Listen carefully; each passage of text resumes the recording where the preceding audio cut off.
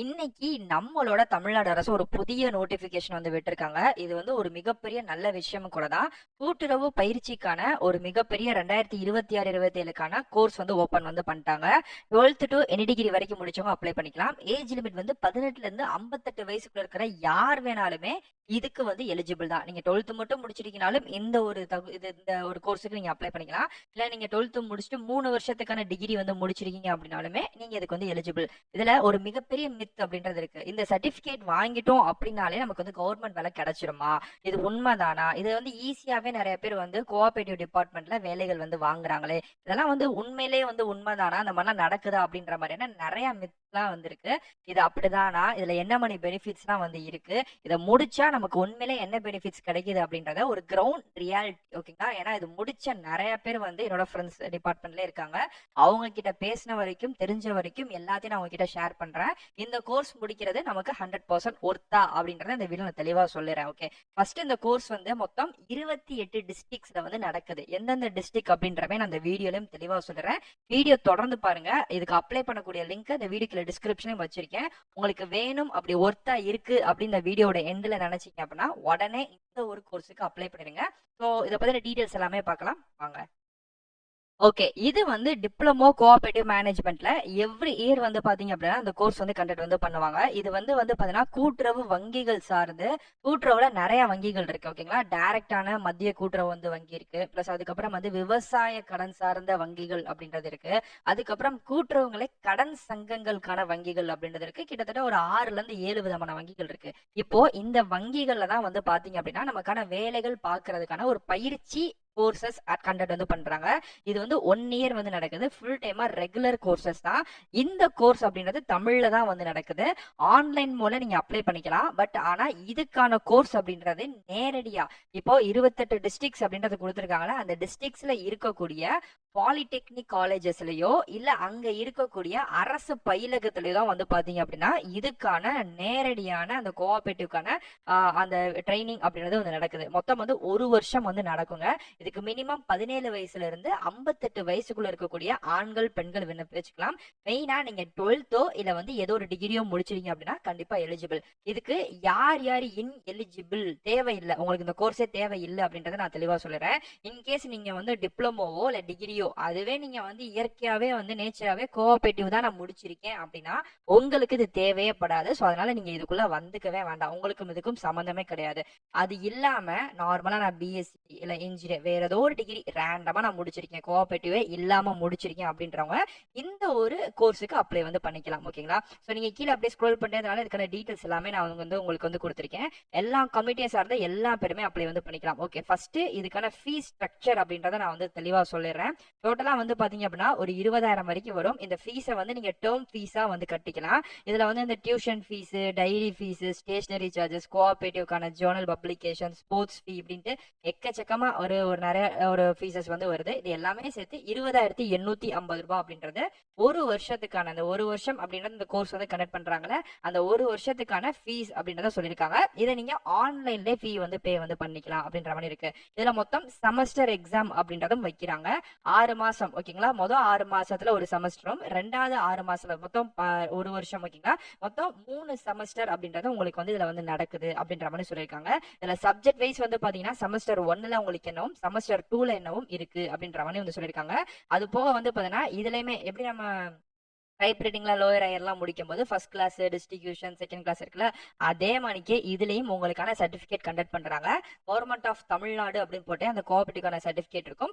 அந்த சர்டிபிகேட்டை வச்சுதான் நீங்க வேலை வாய்ப்புல வந்து முன்னுரிமை பெறதுக்கான ஒரு வாய்ப்புகள் இருக்கு. ஓகே, இது எப்படி, இது உண்மையிலே வந்து இந்த மாதிரி வந்து அப்ளை பண்ணி இந்த கோர்ஸ் கண்டக்ட் பண்ணி முடிச்சிட்டாங்க அப்படின்னா உண்மையிலே வேலை வந்து கிடைக்குமா, அதை வந்து ரியாலிட்டியா நம்ம வந்து பார்க்கலாம். ஃபர்ஸ்ட் இதுக்கான அபிஷியல் அப்ளை பண்ணக்கூடிய லிங்க் அப்படின்றது வந்து இருக்கு. அது போக எந்தெந்த டிஸ்ட்ரிக்ட்ஸ்ல மொத்தம் 28 டிஸ்ட்ரிக்ட்ஸ்ல தான் சென்டரே இருக்கு. அதுவுமே என்னென்ன டிஸ்ட்ரிக்ட் அப்படின்றதுக்கான சென்டர் லிஸ்டும் கொடுத்துருக்கேன். இப்போ உங்களுக்கு கிளிக்கர் தெரியுதா, டச் பண்ணுங்க. ஓகே, நீங்க அப்படி கிளிக்கர் கொடுத்த நெக்ஸ்ட் பேஜ்லயே வந்து பாத்தீங்க அப்படின்னா இந்த மாதிரி அகைன் கிளிக்கர் அப்படின்னு சொல்லக்கூடிய ஒரு ப்ளூ கலர் பட்டன் பாக்ஸ் வந்து தெரியும். இதை வந்து டச் பண்ணீங்க அப்படின்னா your link is will be ready automatically அப்படின்னு சொல்லிட்டு 15 14 அப்படின்னு சொல்லிட்டு செகண்ட்ஸ் வந்து பாத்தீங்கன்னா பின்னோக்கி உங்களுக்கு வந்து ஓடிக்கிட்டே இருக்குங்க. இந்த செகண்ட்ஸ் வந்து கம்ப்ளீட் ஆகிற இதே இடங்கள்ல வந்து அகைன் உங்களுக்கு கிளிக்கர் அப்படின்னு சொல்லக்கூடிய ஒரு பட்டன் வந்து ஓபன் வந்து ஆகும். ஸோ ஓகே, அத வந்து நீங்க டச் பண்ணீங்க அப்படின்னா, இந்த ஜாப்க்கு நீங்க அப்ளை பண்ணக்கூடிய பேஜோ, லிங்கோ எதுனாலுமே நம்ம வெப்சைட்ல இப்படிதான் எடுக்க போறீங்க. இப்ப நான் வந்து கிளிக்கர் அப்படின்ற குடுக்குறேன். ஸோ எனக்கு வந்து பாத்தீங்கன்னா, அஃபிஷியலா ஃபர்ஸ்ட் ஓப்பன் ஆனோனே இப்படிதான் வந்து வரும். டிப்ளமோ இன் கோஆப்பரேட்டிவ் மேனேஜ்மென்ட் முழு நேரம். இதுக்கான தொகுப்பு வந்து பட்டய பயிற்சி வந்து ஆரம்பிச்சிருக்கோம் அப்படின்ற மாதிரி இருக்கு. இதுல வந்து உங்களுக்கான டீடைல்ஸ் எல்லாம் போட்டிருப்பாங்க. மாணவர் சேர்க்கை வந்து நடக்குது, டீடைல் வந்து இதெல்லாம் இருக்கும் அப்படின்ட்டு. கீழ நீங்க அப்படியே வந்து பாத்தீங்க அப்படின்னா, அடுத்தது அப்படின்னு இருக்கும். அத குடுக்க தான் நெக்ஸ்ட் அப்படின்றது போகும். அதுக்கு முன்னாடி மிக முக்கியமான விஷயம் நான் சொல்லிடுறேன். குறைஞ்சது 80% வருகை பதிவு. அதாவது ஒரு வருஷம் கிளாஸ். இந்த ஒரு வருஷம்னா ஃபுல்லா நம்ம 365 நாள்லாம் போறதில்ல. மினிமம் ஒரு 200 நாள் அட்டெண்டன்ஸ் வரும் அப்படின்னு வச்சுக்கோமே. அந்த அட்டெண்டன்ஸ் அப்படின்றது நமக்கு 80% ஆச்சு நம்ம அந்த கிளாஸ் அட்டன் வந்து பண்ணிருக்கணும். ஓகேங்களா? ஸோ அந்த 80% நம்ம அட்டன் பண்ணியிருந்தாதான் இதுக்கான பட்டய பயிற்சிக்கான செமஸ்டரை நீங்க எழுத முடியும். இன்கேஸ் நீங்க நிறைய லீவு போட்டீங்க, அந்த 80%க்கு கீழே வந்து நீங்க லீவ் ஆயிருச்சு அப்படின்னா நீங்க திருப்பி அடுத்த வருஷம் தான், அதாவது நீங்க திருப்பி அடுத்த வருஷம் ஃபீஸ் எல்லாம் கட்டணும் அவசியம் இல்லை. பட் ஆனா திருப்பி வந்து ரிப்பீட் கோர்ஸ் அப்படின்ற மாதிரி போட்டு ஆர்சி போட்டு உங்களை திருப்பி அடுத்த வருஷத்துக்கான 2027 டு 28க்கு வந்து படிக்கிறதுக்கான உங்களை வந்து சேஞ்ச் வந்து பண்ணிருவாங்க. ஸோ அதனால அந்த 80% அப்படின்ற வருகை பதிவீடை நீங்க கரெக்டா வச்சிருக்கணும். ஓகே, இப்போ நான் அடுத்தது அப்படின்ற கொடுக்குறேன். இதுல வந்து நம்ம பார்த்த அந்த ஃபீஸ் ஸ்ட்ரக்சர் கொடுத்துருக்காங்க. இந்த ஃபீஸை வந்து நீங்க எப்படி பே பண்ணணும் என்ன பண்ணணும்னு இருக்கு. ஸோ அதுக்கான இது அடுத்துமே நெக்ஸ்ட் அடுத்ததுன்னு இருக்கும். இதுலதான் வந்து பாத்தீங்க அப்படின்னா நமக்கான டீடைல்ஸ் எல்லாமே போட்டிருப்பாங்க. எவ்வளவு மார்க் வந்திருக்கும், செமஸ்டர் நீங்க எவ்வளவு எடுக்கணும், அந்த மாதிரி விஷயங்கள் எல்லாமே இருக்கு. கொடுத்துட்டு ஏற்கிறேன் அக்ரி அப்படின்றத கொடுத்துட்டோம்னா ஆட்டோமேட்டிக்கா இதுக்கு நீங்க அப்ளை பண்ணக்கூடிய பேஜ் வந்து ஓபன் வந்து ஆகிடுங்க.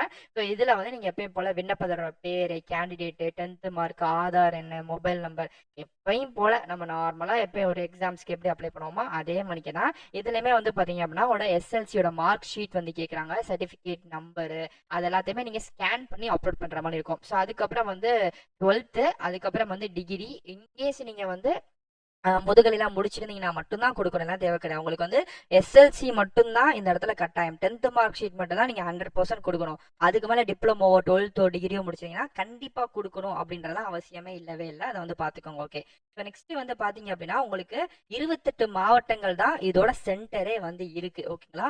செலக்டட் சென்டர் வந்து கொடுத்துருக்காங்க. நீங்க வந்து எந்த சென்டர் வேணுமோ அந்த சென்டர் வந்து கொடுத்துக்கோங்க. இன்கேஸ் வந்து என்னோட மாவட்டம் வந்து இதுல இல்ல ப்ரோ அப்படின்னா நான் என்ன பண்றேன், உங்களுக்கு நியர்பை இருக்கக்கூடிய மாவட்டத்தை தான் நீங்க சூஸ் பண்ணி ஆகணும், வேற வழி இல்ல. ஆனா 28 மாவட்டம் ஓவராலா கம்ஃபர்ட் வந்து பண்ணிட்டாங்க, பாத்துக்கோங்க. ஓகே, இதெல்லாம் கொடுத்துட்டு நீங்க கீழே வந்துட்டு உங்களோட பாஸ்போர்ட் சைஸ் போட்டோ, உங்களோட கையெழுத்து, அதுக்கப்புறம் வந்து பாத்தீங்கன்னா பெற்றோரோட அவங்க பேரண்ட்ஸோட சிக்னேச்சர் அப்படின்ட்டு எல்லாத்தையுமே கொடுத்துட்டு நீங்க சப்மிட் வந்து பண்ணிக்கிற மாதிரி இருக்கு. இதுதான் அதுக்கான டீடைல்ஸ். இது வந்து ஜென்ரலா இதுக்கு வந்து நீங்க அப்ளை பண்ணக்கூடிய ஒரு பொதுவான டீடைல் தான். ஓகே, இதுல நிறைய பேர் கேட்கக்கூடிய கேள்வி என்னன்னா, உண்மையிலே நான் அப்ளை பண்றேன், ஓகே எனக்கு இதுல வந்து கண்டிப்பா இதுல வந்து வேலை கிடைக்குமான்னு கேட்பீங்களா, சொல்றேன். ஓகே, உதாரணத்துக்கு நான் சொல்றேன். 2025ல அதாவது போன வருஷம் நமக்கு வந்து பாத்தீங்கன்னா இதே மாநில ஆட்சேர்ப்பு நிலையம்ல இருந்து தமிழ்நாடு கூட்டுறவுல இருந்து வேலைகளுக்கு ஆட்களை எடுத்திருந்தாங்க. ஸோ அந்த நோட்டிபிகேஷன் இதுதான். இது பாத்தீங்கன்னா உங்களுக்கு 2025 தெரியும். இதுல வந்து நான் கீழே ஸ்க்ரோல் பண்றேன், உங்களுக்கான டீடைல் எல்லாமே இருக்கும். இதுல வந்து உதவியாளர் பிளஸ் வந்து கிளர்க், அசிஸ்டன்ட் கிளர்க் இப்படின்ற 2 பதவிக்கு வந்து எடுத்தாங்க. ஓவராலா 50 வேகன்சிஸ் வந்து தமிழ்நாடு பூரா கொடுத்திருந்தாங்க. இதுல கொடுத்திருந்த அந்த நோட்டிபிகேஷன்ல வந்து ஏஜ் லிமிட் எல்லாமே கொடுத்திருந்தாங்க. அது போக இதுக்கான படிப்பு கல்வி தகுதி வந்து என்ன கேட்டிருந்தாங்கன்னா, பேசிக்கா நீங்க வந்து ஏதோ ஒரு டிகிரி வந்து முடிச்சிருக்கணும். அது வந்து கம்ப்யூட்டர் சயின்ஸ், ஐடி இந்த மாதிரி எது இருந்தாலும் ஓகே.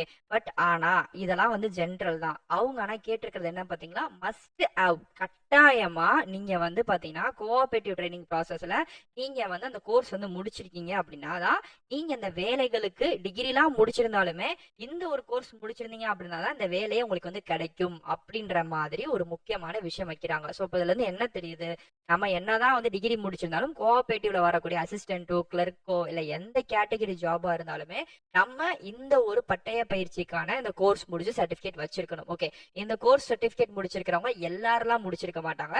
இப்போ இதுக்கு அப்ளை பண்ணக்கூடிய எண்ணிக்கை கம்மியா தான் இருக்கும், அதுல இருந்து ரொம்ப கம்மியா தான் வச்சிருப்பாங்க. ஸோ அப்போ உங்களுக்கு அங்க இருக்கக்கூடிய போட்டி அப்படின்றதே கம்மியா இருக்கும். ஒரு நார்மலா ஒரு டிஎன்பிசி மாதிரி எக்ஸாம்ஸுக்கு எல்லாரும் அப்ளை பண்ணுவாங்க. பட் ஆனா இந்த மாதிரி எக்ஸாம்ஸ்க்கு வந்து பாத்தீங்க அப்படின்னா ஒரு மாவட்டத்துக்கு இந்த சர்டிபிகேட் முடிச்சு வச்சிருக்கிறவங்க ஒரு 600ல இருந்து 400 பேர் தான் இருப்பாங்க.